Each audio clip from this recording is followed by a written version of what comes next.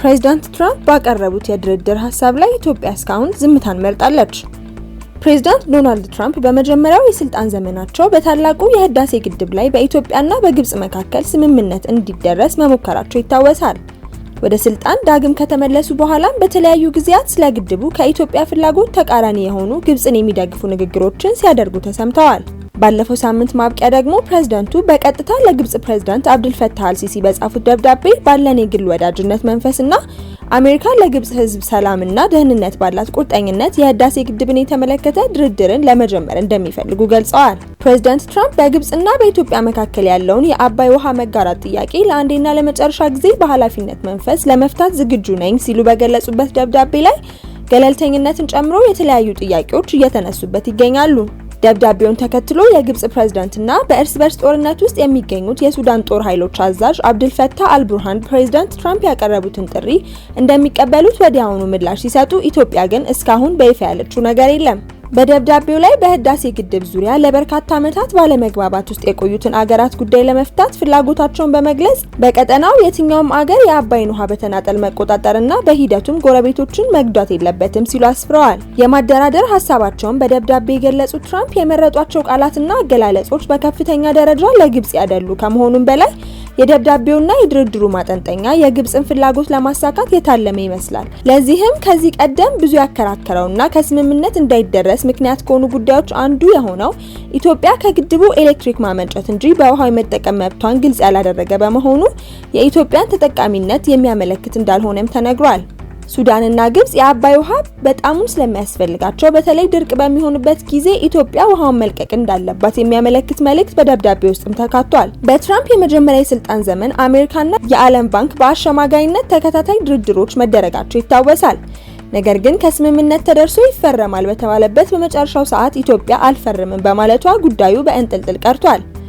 ኢትዮጵያ ከ6 ዓመት በፊት የቀረበውን ስምምነት ሳትቀበለው የቀረችው ወደፊት በአባይ ውሃ የመጠቀም መብቷን ስለሚነፍግ ነበር። አሁንም ወደ ድርድር ከተገባ ግብጽና ሱዳን በተደጋጋሚ ሲጠይቁት የነበረው አስገዳጅ ስምምነት እንዲፈረም አሁንም መጠየቃቸው እንደማይቀር ይታመናል። ዶናልድ ትራምፕም ቢሆኑ ያ የስምምነት ሰነድ አሁንም ቀርቦ እንዲፈረም መጠየቃቸው አይቀርም። ከ2019 እስከ 2020 ድረስ ግብጽ፣ ኢትዮጵያና ሱዳን አሜሪካና ዓለም ባንክ መጀመሪያ በታዛቢነት በኋላም በአደራዳሪነት ገብተው ያረቀቁት የስምምነት ሰነድ አሁንም ሊቀርብ እንደሚችል ይገመታል። ነገር ግን በዚያ ሰነድ ውስጥ ኢትዮጵያ ውድቅ ያደረገችው የውሃ አሞላልና ዓመታዊ የውሃ አለቃቀቅን በተመለከተው ክፍል በውስጡ በድብቅ የተሰገሰጉ ለግብጽና ለሱዳን የውሃ ድርሻ ኢትዮጵያ እውቅና እንድትሰጥ የሚያደርጉ ሐሳቦችን የያዘ መሆኑም ነው የተገለጸው።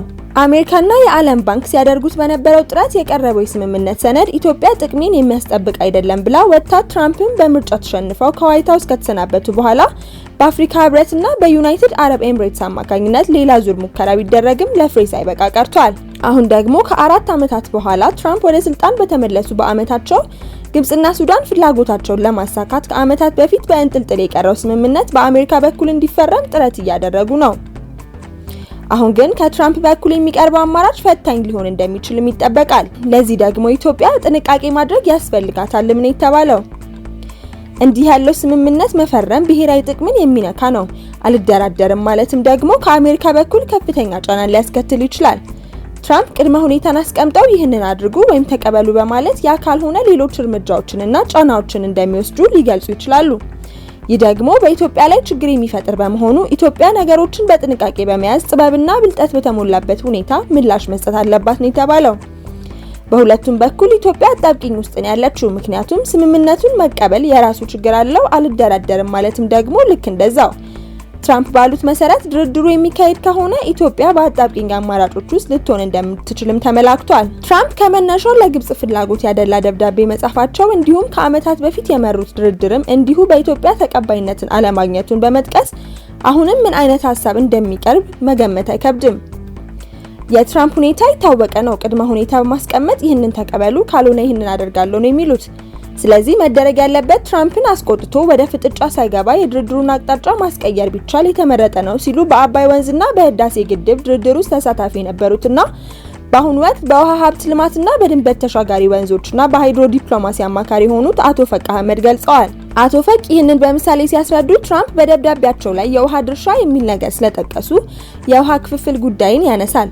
ስለዚህ ክፍፍሉ በተፋሰሱ 11 ሀገራት መካከል እንዲካሄድ ግፊት በማድረግ ኢትዮጵያ ጉዳዩን በሚጠቅማት መንገድ ልትመራው ትችላለች። ሌላ ያነሱት ነገር የኤሌክትሪክ ኃይል ንግድ አቅርቦትን ነው። ለዚህም በአውሮፓውያኑ 2015 በኢትዮጵያ በሱዳንና በግብጽ መሪዎች መካከል በተፈረመው የመርሆች መግለጫ ስምምነት ላይ ግብጽና ሱዳን ከግድቡ የሚመነጨውን ኃይል መግዛት ቅድሚያ ይሰጣቸዋል ይላል።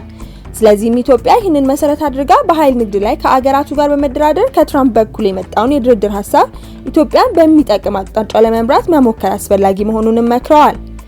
ትራምፕ ከግብጽ በተለይም ከፕሬዝዳንት አልሲሲ ጋር የጠበቀ ግንኙነት አላቸው የሚሉት አቶ ፈቅ በቅርቡም ሲሲ ወደ ዋሽንግተን አቅንተው እንደነበረ ጠቅሰዋል። በአውሮፓውያኑ 2019 ትራምፕ ወደ ህዳሴው ግድብ ሽምግልና የገቡት በግብጽ ጥያቄ መሰረት ነው። አሁንም አልሲሲ ከጋዛው ጦርነት ማብቃት በኋላ ግፊት በማድረጋቸው ትራምፕ ጉዳዩን በድጋሚ አንስተው የአሸማጋይነት ሚናቸውን ለመያዝ ተነስተዋል። ምንም እንኳን በኢትዮጵያና በግብጽ መካከል የተካሄደም ሆነ ሊካሄድ የነበረ ጦርነት ባይኖርም ትራምፕ ደጋግሞ በአገራቱ መካከል ጦርነት ማስቀረታቸውን ሲናገሩ ተሰምተዋል። በዚህም የዘውትር ፍላጎታቸው የነበረውን የኖቤል ሽልማት ለማግኘት ከሚጠቅሷቸው 8 ግጭቶች መካከል የሁለቱ ሀገራትን ስም ሲጠቅሱም ተሰምተዋል። አቶ ፈቅ እንደሚሉትም ትራምፕ በህዳሴ ግድብ ዙሪያ ስምምነት ለማምጣት ድጋሚ ተነሳሽነቱን ማሳየታቸው ለቀጣይ የኖቤል ሽልማት አሸናፊነት ህልማቸው ማሳኪያ አንድ አካል ሊሆን ይችላል።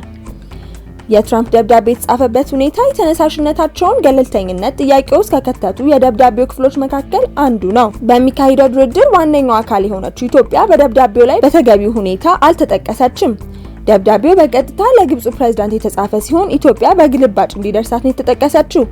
ይህም መልእክት ያዘለ ነው የሚል እምነት ያላቸው አቶ ፈቅ በትክክለኛው የዲፕሎማሲ አካሄድ ደብዳቤው መጻፍ የነበረበት ለኢትዮጵያ፣ ለግብጽና ለሱዳን ካስፈለገም ለሳውዲና ለኤምሬትስ ግልባጭ ማድረግ ይገባ ነበር ይላሉ።